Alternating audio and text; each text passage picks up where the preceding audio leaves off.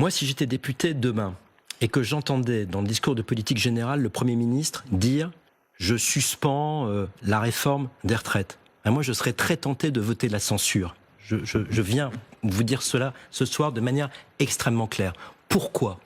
Parce qu'on ne peut pas dire sérieusement aux Français qu'on raye comme ça d'un trait de plume une réforme qui évidemment n'est pas très populaire, c'est sûr, mais une réforme qui est faite pour essayer de sauvegarder la situation des finances publiques qui est déjà hyper dégradée. On ne peut pas dire comme ça, aucun problème. Alors en 2026, ça va coûter 500 millions d'euros, un demi-milliard, aucun problème. En 2027, ça va coûter 3 milliards et des brouettes, c'est l'épaisseur du trait, mais ce serait totalement irresponsable. Et c'est pour ça que Bruno Retailleau a eu raison de se tirer de ce truc. On peut être dans un gouvernement à deux conditions.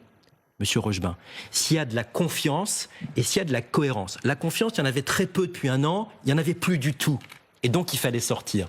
La cohérence, il n'y en avait pas énormément, il y en avait de moins en moins, il n'y en avait même plus du tout.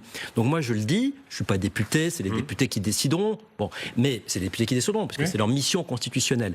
Mais si j'étais député et que j'entendais Monsieur Lecornu dire qu'il suspend la réforme des retraites, alors il n'y a aucune raison de continuer ce sketch.